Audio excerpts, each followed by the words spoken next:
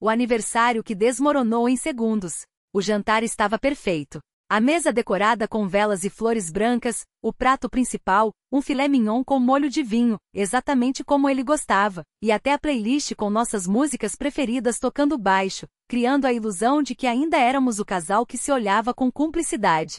Mas eu já sabia que tudo aquilo era uma fachada. Há semanas, as peças do quebra-cabeça se encaixavam sozinhas, as saídas repentinas do trabalho, o cheiro de perfume diferente em sua camisa, as mensagens que ele apagava com pressa quando eu entrava no quarto. E então ela chegou. Meu marido, sorrindo como se nada fosse, abriu a porta e a apresentou como a nova amiga do escritório, a Clara. Ela era bonita, claro, daquele jeito discreto que homens casados acham que passa despercebido.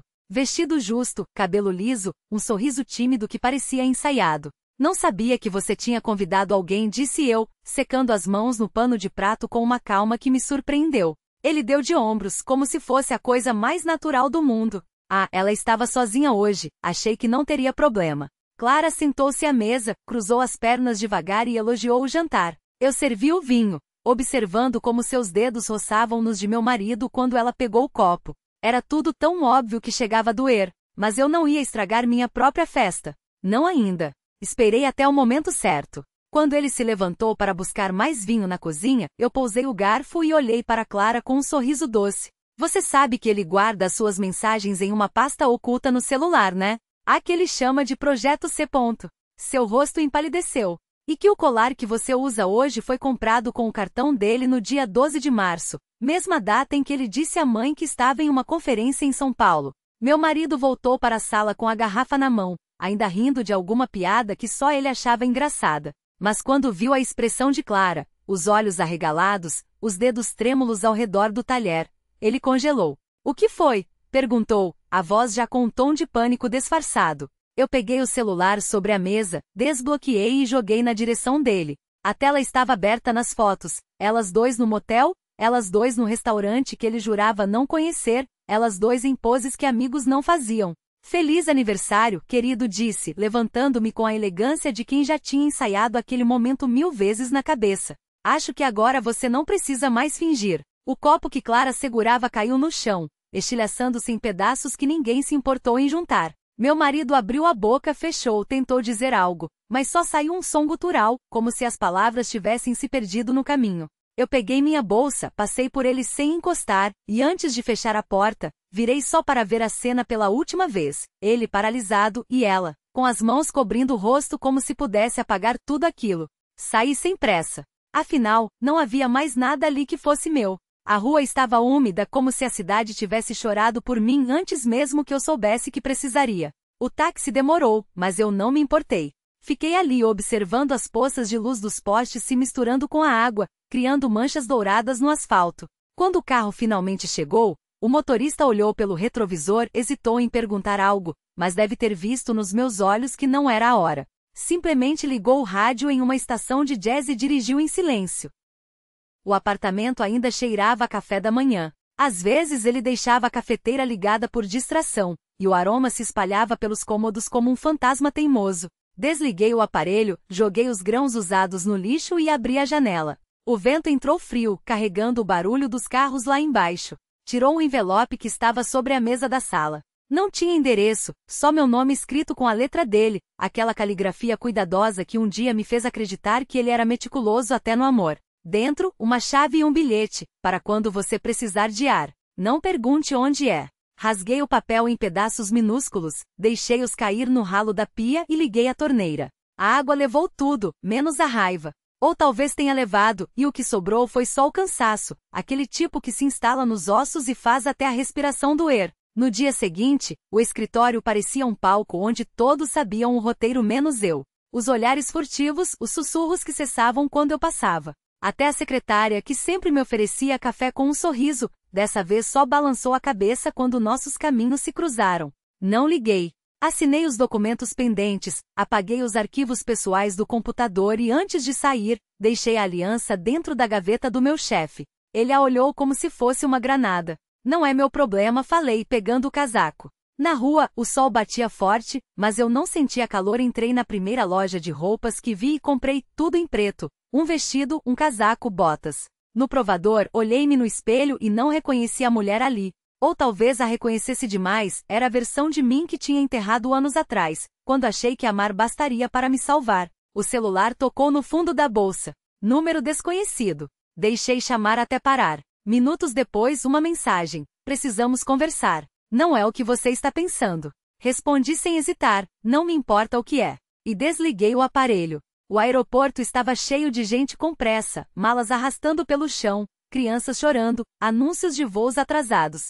Comprei uma passagem para o primeiro destino disponível, Lisboa, saía em 2 horas. Não tinha bagagem, só a bolsa com documentos, cartões e a chave que não iria usar. No embarque, uma mulher idosa segurou meu braço por um segundo, como se quisesse dizer algo, mas só sorriu e continuou andando. Pensei em como era estranho. Estranhos às vezes nos tocavam com mais gentileza do que aqueles que juraram nos conhecer. No avião, fechei os olhos e fingi dormir. Não queria conversar com ninguém, não queria explicações, não queria a piedade disfarçada de curiosidade nos olhares alheios.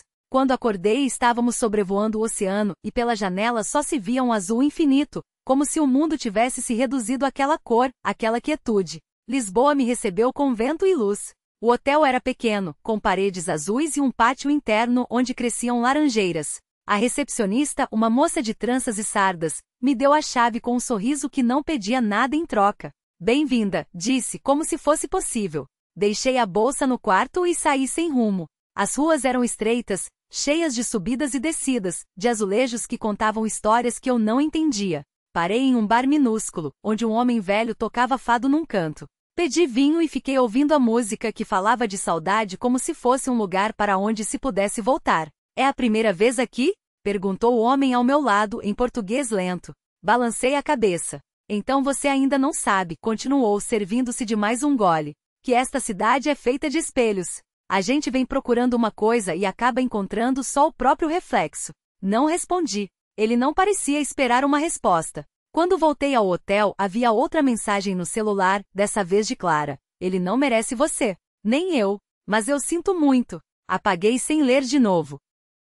Na manhã seguinte, comprei um mapa e um caderno. Comecei a andar sem destino, anotando nomes de ruas, cheiros, trechos de conversas que ouvi ao passar. Em Alfama, uma velha sentada na porta de casa me ofereceu um copo de água. Em Chiado, um músico de rua tocou uma canção que minha mãe cantava.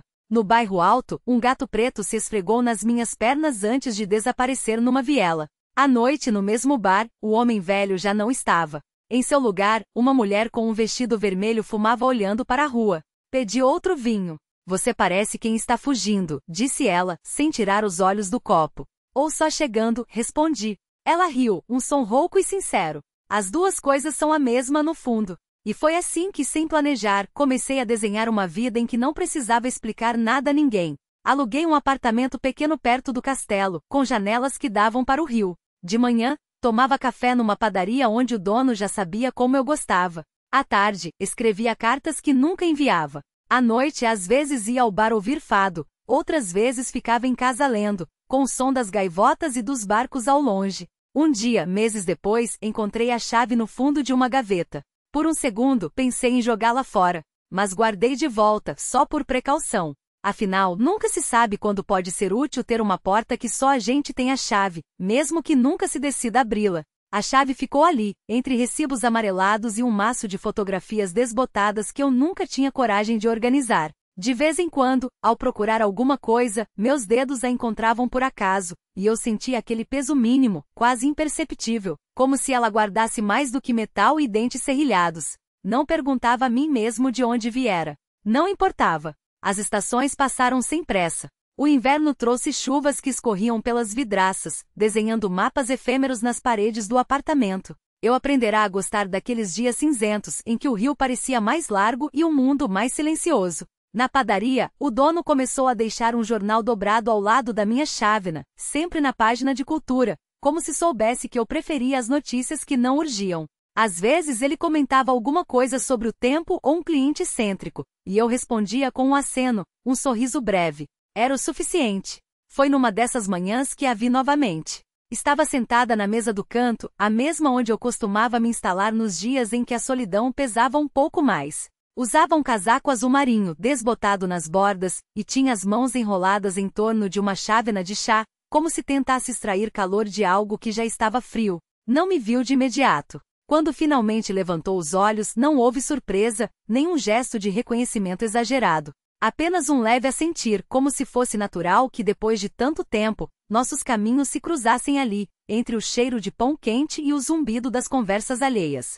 Ainda gosta do café como antigamente? Perguntou, indicando a xícara vazia à minha frente. Mais ou menos, respondi. Agora tomo sem açúcar. Ela riu baixo, como se isso fosse a coisa mais absurda que já ouvirá. Isso não é café. É castigo. Pediu outro para mim com 2 açúcares e um chá para ela. Ficamos em silêncio por um tempo, observando a rua através da vitrine embaçada. Não havia nada a dizer, ou talvez houvesse tudo, e nenhuma das opções nos parecesse necessária.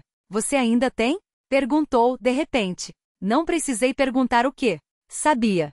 Sim. E ainda não abriu. Balancei a cabeça. Não vejo motivo. Ela olhou para as próprias mãos, como se nelas pudesse encontrar uma resposta que não estava nas palavras. Às vezes a gente guarda coisas só para provar que pode, disse, por fim. Que o mundo não nos tira tudo. Não respondi. Não era uma pergunta. Quando se levantou para ir embora, deixou um envelope pardo sobre a mesa entre as xícaras.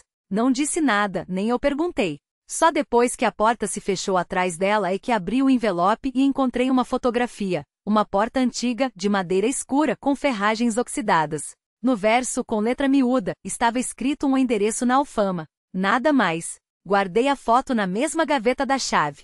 E como sempre, não joguei nada fora. A chuva começava a bater nas janelas quando saí, o envelope com a fotografia agora no bolso interno do casaco. A alfama era um labirinto de ruas que se encolhiam sob o peso da memória, e eu conhecia bem aquele silêncio que antecede a tempestade, aquele em que até os passos soam como eco de algo já vivido. A porta da foto estava lá, exatamente como na imagem, mas mais velha do que parecia. A madeira, antes escura, agora estava cinza de tanto sol e sal, as ferragens oxidadas como cicatrizes. Não havia campainha, nem placa, nem qualquer sinal de que alguém morasse ali. Só a chave na minha gaveta, pesando mais a cada passo que eu dava em direção ao umbral. Não hesitei ao colocá-la na fechadura. Girou com um rangido seco, como se há anos não fosse usada, e a porta cedeu sem resistência. O cheiro que saiu de dentro era de coisa fechada há décadas. Poeira, madeira apodrecendo devagar, um traço de incenso antigo. A luz que entrava pela fresta iluminou um corredor estreito, com paredes cobertas por papéis amarelados, recortes de jornais, fotografias presas com alfinetes, linhas conectando rostos e datas como uma teia sem aranha.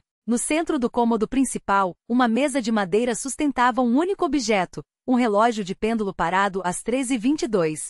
Ao lado, uma carta com meu nome escrito na mesma letra miúda do verso da fotografia. Não a abri de imediato. Em vez disso, passei os dedos sobre a superfície do móvel, sentindo as ranhuras do tempo, as marcas de copos deixados sem pressa, como se quem ali estivera soubesse que o tempo, afinal, não era algo a ser gasto, mas sim guardado. Só então li as palavras. Você sempre soube que isto existia. Só não queria admitir que algumas portas não se abrem para nos deixar entrar, mas para nos lembrar do que já deixamos para trás. Não havia assinatura. Não era necessário. Fechei a porta ao sair, e a chave voltou para a gaveta, junto da fotografia e da carta. A chuva tinha parado, mas as ruas ainda brilhavam, refletindo uma cidade que, como eu, carregava mais silêncios do que respostas. Andei até o miradouro mais próximo e fiquei olhando o Tejo largo e indiferente, levando consigo tudo que a gente insiste em não soltar. Naquela noite sonhei com a porta. Não estava trancada. Nunca esteve. A manhã seguinte chegou com um peso diferente no ar, como se o próprio céu tivesse absorvido o eco dos sonhos. Acordei com a sensação de que algo se deslocara dentro de mim, uma peça solta que finalmente encontrara seu lugar, não por encaixe, mas por resignação. O café esquentava na chaleira enquanto eu revia a carta pela enésima vez, os dedos deslizando sobre o papel como se pudessem decifrar pelo tato o que as palavras não diziam. Não era uma despedida. Não era um convite. Era apenas a confirmação de que certas verdades só se revelam quando já não há mais nada a ser feito com elas.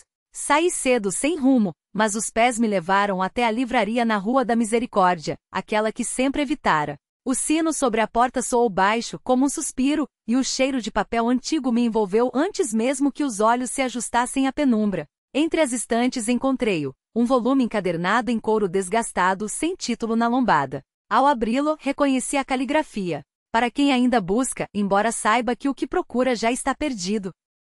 As páginas não tinham números, apenas frases soltas, como se tivessem sido escritas em momentos distintos e depois costuradas pelo acaso. Algumas falavam de ruas que eu conhecia, outras de pessoas que nunca vi, mas cujos rostos pareciam familiares. Em uma delas, sublinhada a lápis, lia-se: "As portas que não abrimos são as que mais nos definem." Fechei o livro e o levei ao balcão.